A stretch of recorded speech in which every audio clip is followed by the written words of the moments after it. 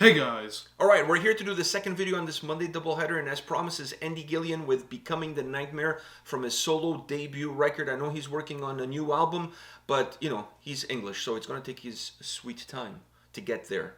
I think right now he's creating some content for his Patreon page. OnlyFans? I think he has an OnlyFans, but considering that he's British and really pasty, and there's nothing much there for you to see, most of the content is him drinking tea and giving tea reviews. And I'd watch that. I would totally be done with that. Imagine Andy Gillion naked in a bathtub full of suds, And drinking tea. Earl Grey, Yeah. and speaking like in his fluid. Some candles on. I wasn't going that far, but I guess the candles would give it a nice touch. But I want him with his full-on British accent. Like he has an accent, but his is not as heavy as I needed it to be. Yeah. On my OnlyFans, I need him to dig deep. I need him to have a Scouse accent. I need him to sound like he's from Newcastle. Yeah. You know what I mean? To bring some truth, some validity to that tea review. Do you know what I'm saying? Yeah. With his pinky sticking out, like go all out. The only thing I want sticking out of the suds is his pinky. Let's just put that out there. I just want to make sure that people know. All right, Becoming the Nightmare, Andy Gillion. Are you ready? Yeah.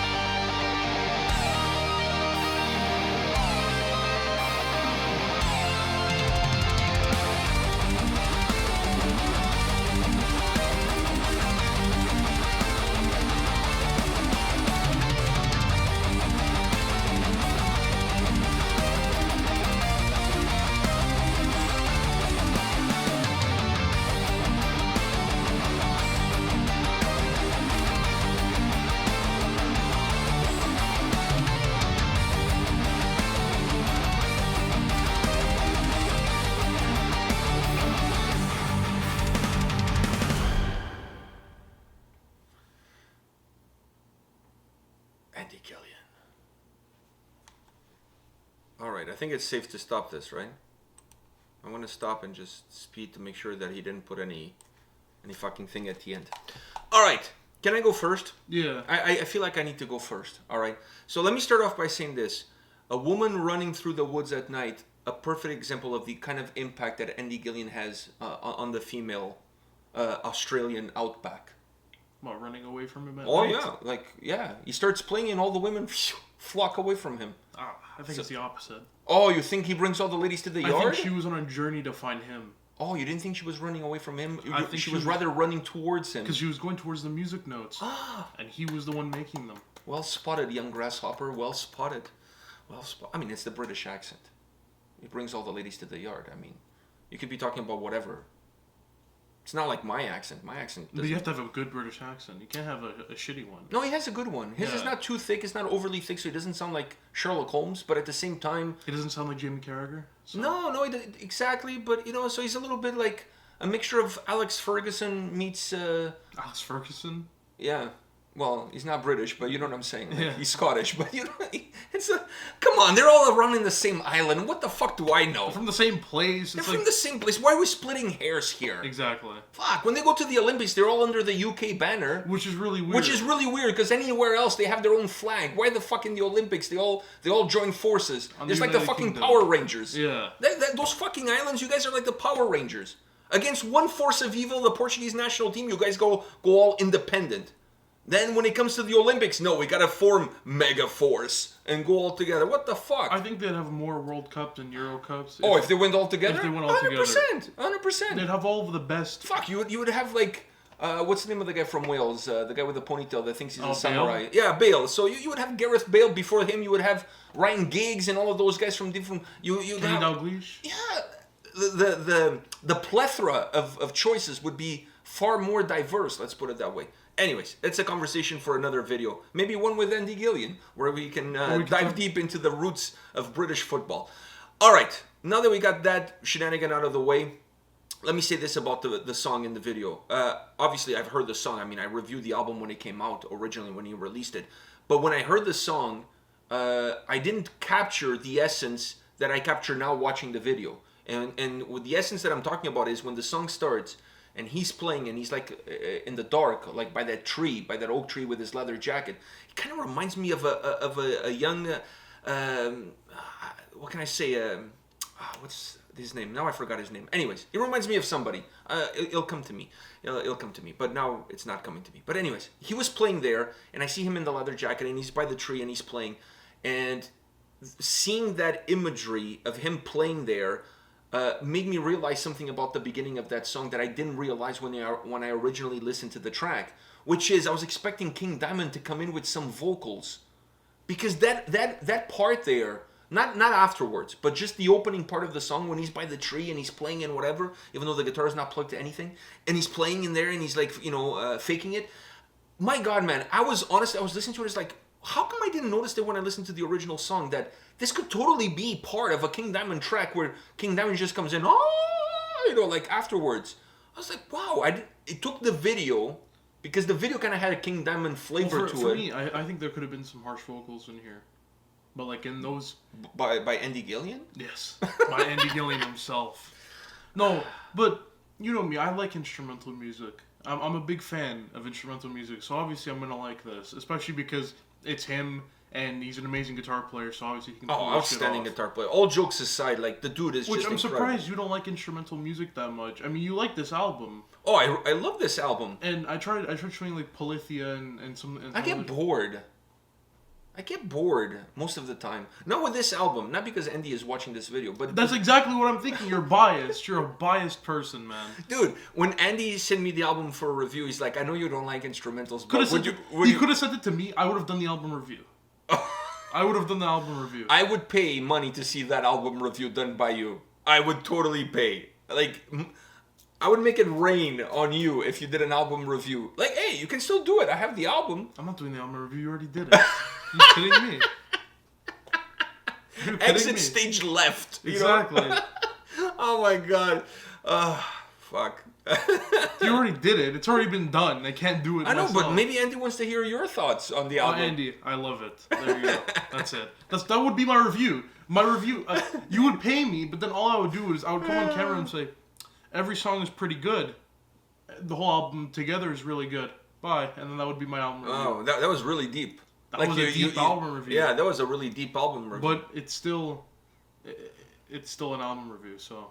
All right. But anyways, that opening, I just want to say this again. That opening kind of felt like a little bit of King Diamond. I didn't notice that when I listened to the track originally, but seeing the video, him with the leather jacket there, playing, like all of that, like the darkness of the forest and everything, it kind of gave me some King Diamond vibes, which I didn't get originally. But the song is magnificent. Everything he does in this track is just, on this album in period, it's just outstanding. While I'm not a huge fan of instrumental albums, because like I told you before, I get bored. Well, it's not just that. It's because you said you connect with lyrics mostly in songs. But the beauty about this album is that I was able to connect with the album even though there's no lyrics. There's still a concept. There's still a story. So maybe that's what the issue is. Because if I'm listening to an instrumental album and it's just an instrumental song, there's nothing for me to hold on to as far as that song goes. But this album is a concept record. So there's a story being told. There's a story being told with music. So that I can get behind. That I can get into it. Because now I'm listening to an album that's telling me what the characters are doing. Why are you laughing? Oh, I'm laughing because I was gonna say something, but go on. No, it's just I can connect with it because I can follow the story musically, the path that the story is taking. So it's not like you're just listening to a song and it's just a song on its own, like a standalone track. The other thing for me maybe is the fact that even though this is an instrumental album, it's definitely more guitar driven. Yeah. All right, so it's not like it's an instrumental album where you have like bass. I'm not saying there's no drums in it, but you know what I mean. Like it's guitar. Like when I listen to Polyphia, it's a band. It's a band. It's a band. It's so not everyone like, gets their little spotlight, but then there's also like the electronic stuff that they put in. Yeah, so it's a band. It's different. Here, it's his album. So it's his solo album. Sure, there's other instruments in the sound. But it's it's not mostly just him on it's the guitar guitar driven. So I'm listening. It's like I'm listening to a Stevie Vai record. So it's different to me. This kind of stuff I can digest it a lot better. The fact that they made it into a concept helped me follow the story of the character and stuff like that. So I prefer it that way. Okay. If it was just instrumental, I'm not saying I cannot enjoy an instrumental track, but it's hard for me to go and sit through a whole instrumental album. I was gonna say your brain can't comprehend all the music hitting you in an instrumental album. No, it's an instrumental album is like a freaking instrumental bukkake in my face. Like I love it, man. I love the instrumental bukkake. All right, good for you. Good for you. I'm not a big fan of the instrumental bukkake. Hey, man. Teach his own. Teach his own. Teach his own. Whatever floats your boat. I feel like I've been talking the whole time. I've been putting in my 2 cents. Your 2 Earl Grey cents? Yeah, I've been putting that in. I loved it. I mean, amazing guitar player, and obviously instrumental music. I actually just started getting into instrumental music through the pandemic. So, but obviously now this time I'm really, really into it. It's very, very it's right next to melodic death metal and black metal and the stuff I listen to regularly now. So, I mean, it's in my wheelhouse, man. I think maybe it allows you to navigate away from where you are. It takes you kind of like into a different zone. Plus, it's different. It's different from when I listen to like a Wolfheart song or stuff like that. If I just listen to this or I listen to Polyphia or any other instrumental song, it's a lot different, and I like it because it's different also. I just want to finish this video by saying that Andy Gillion, phenomenal guitar player. Yeah. There's nothing else to be said. He looked fabulous in that leather jacket. Even though the guitar was not plugged in, he still was the guitar was rocking. fabulous too. That guitar, that's his signature guitar. I mean, he's had that guitar, I don't know, since I've known him. And they make quite the partnership. They do. So he's just really an outstanding musician. Not just guitar player, but outstanding musician, period. Because he's on a class of its own. And he's able to put these songs together, and they sound like they're masterpieces. I don't think he gets the enough credit that that he deserves. To be honest with you, in my opinion, he should be way more popular than what he currently is because of how good he is. But now how much he can do by himself. Yeah, and the vision that he has for his music, and then how he transfers that vision into what he creates. Let's face the facts, man. The last couple of A&P-Reacts is all on him. So the dude is his resume speaks for itself. Yeah. Let's just put it that way. Let's just end it on that note. I think his new album that he's working on, I think there's a solo there by Matt Hiffy from Trivium. He's got some guest artists on that upcoming release. So I don't know how he swinged that. Yeah. I don't know how he did that. Maybe he beat him on Twitch. Maybe Matt Hiffy lost a bet. Maybe. I don't know. All right. On that note, guys, we'll see you at the next video. Thanks for checking out Andy Gillion. We'll put links in the description of this video so you can go check out his OnlyFans, and he doesn't have OnlyFans. You can go check out his Patreon. I wish. One can only wish. Check out his Patreon and everything that he's up to. Support this guy. He really deserves all the love and all the care and attention that he could get from fans around the world. Incredible musician. See you guys at the next video. See ya.